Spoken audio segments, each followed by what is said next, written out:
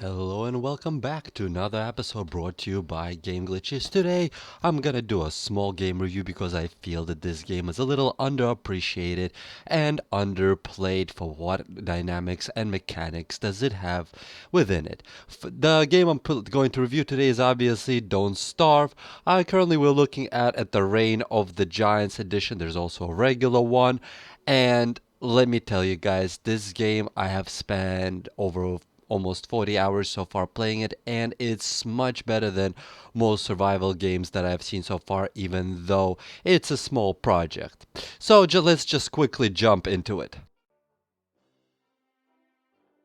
When you first begin the game, you kind of think, okay, so let's check this out. Apparently, it claims to be a survival game, nothing serious. You click play and you click new, and then you all of a sudden you see, okay, we got ROG, we got a character. Oh, okay, I could, each character has different type of abilities. All right, we could technically work with this. You select your different character, they all have their different things, and then you start your world. You could also adjust your world kind of like you can in Minecraft nowadays, where you could adjust the spawn rate. And you're like, okay, it doesn't look so serious, no big deal. And, I could definitely click start and, check this game out. It shouldn't take anything seriously. It creates your own world for you, generates the perfect world, so to speak. And then all of a sudden you just like throw it into the world. Your character like wakes up, some guy, talks to you and you're like, okay, so what's this? I basically start around and, I have, what do I do? You pick up some grass and stuff. I guess I can do that. Maybe, some pick up this stuff. But, and as you progress through the game, you will see that this is not as easy as it looks. So like every other game, you start gathering food right away. You're like, okay, cool, I get some food, and then get some of this stuff, you know, maybe pick up some flowers, and you fill up your inventory, and then you're like, oh, what is this? I could technically eat something. Then right here, you would notice that you have, basically how much food you have ate, and your health and your little sanity. You're like, okay, what the hell is this? I'll just run around and gather stuff. What could go wrong? Some walls. Not no danger, no threat, no nothing. Oh, why not? I could just gather my stuff. No big deal. You know. And as you travel through the game, all of a sudden you've come across many different things. This game is filled with hidden stuff and things for you to do. All of a sudden, you come across these statues of you don't know who this is, and you're like, okay, screw you, bro. I'll just technically mine you down, and all of a sudden, you have converted his everything around him into the resources that you need. So you basically continue partaking your way, and no real threat or danger so far to the character. And then night comes around when your character is afraid of the darkness and will start damage. And you go into a panic. And you're like, wait, what happened? Who just hit me? And there's nobody there.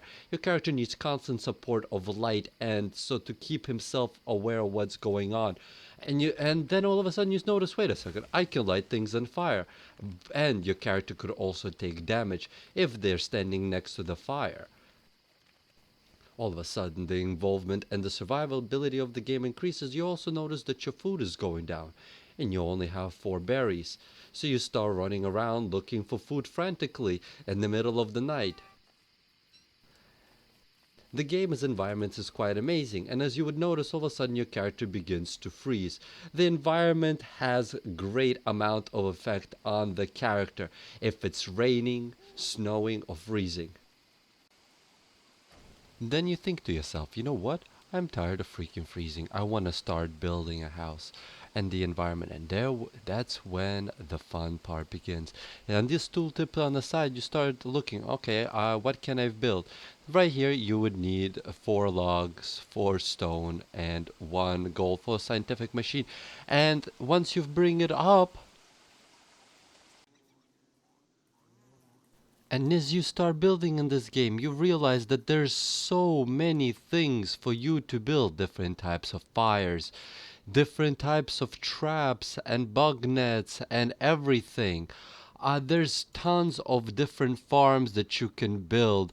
If you want to harvest and so on, that you have different things happen. For example, my farms, these ones have died because they could not sustain the heat from this incredible summer. As you can see, you even have a thermometer. This game might have toony little graphics, but the environment to survive is much more severe than many other games when you definitely start. You definitely need these walls, these houses, this bush farm that basically allows you to harvest, this beehive, the danger lurking around every corner. Oh, as you can see, basically regular plants and that devoured everything around them and feed on the. Oh, no, don't kill my chest. And as you could see, this basically what's going on right now is because it's so hot, it's telling me that my body is currently overheating and therefore I should seek a source of cooling off. There's many ways of cooling off. You could hide under the tree. You could even have a special type of a campfire that produces blue flames that allows you to, cool off. For example, I got one baby right over here that allows your character to cool off. You have refrigerators, regular campfires, if you need to dry off, everything. And when you're done traveling outside, you can find these things like this, which I found amazing. When you break through it, all of a sudden you could find a whole different world which can lead downstairs. Be prepared and bring with stuff, and as it creates the little cave for you. It's a very nice and interesting place to hide if it's way too cold or too hot outside. If you have a house near this place, you could definitely, walk around here. I don't recommend it coming here without any kind of resources or supplies or weapons. As you can see, this is one of those very dangerous places. Once you, of course, clear the spiders and so on, you could definitely start building yourself a little hut here, come with the resources. Unfortunately, it's always going to be dark in here because, well, you're in a cave. Sometimes they have these lit areas, and underground forests that you can, use for logs. And which I find incredible about this game, that the environments and so many varieties of environments in this game allows the user to do whatever they want. Also, the crazy thing within this game is the mobs in this game have faction.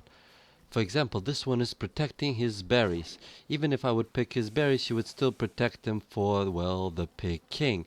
You could also befriend them, which is amazing. You could have technically their own reputation where you could befriend them and they will follow you like your friends and everything. Which is quite amazing. The environment effects where you can hide from the sun amongst the trees is also quite amazingly done. Just need to find a spot where the trees are protecting me, and as you could see, there you go, my heat is now dying down, which is I found amazing about the game, that the environment itself, the heat, everything is affecting the character. Oh, I need to hide. This is another reason why I really like this game. It feels like the environment is alive. The wolves are going after the poor yaks or whatever, beefalo. That's, oh crap, my insanity is catching up to me. This game also has extremely active wildlife. For example, you could, attack bunny holes where they, hide. And if there's a bunny in there, you can actually dig him out.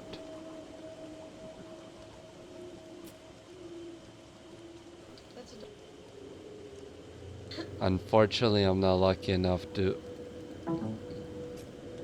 Nope. Nope. Well, for the effect, for the environment, for the craziness, I personally really enjoying this game. This game is way too much in depth for me to go over to this in a review video, to the point where I decided to create a bunch of guides and tutorials for survival. Because in this game, depending on what kind of a map you start in, what kind of environment, different strategies and different techniques would be needed to survive. And even as you could see here on one's map, everything is so different that you could go from one area to another and completely experience different things all together, including as this nightmare and insanity, the rain, how wet I am, how hungry, how much life I have, what I can do, plans that, basically eye you to the death.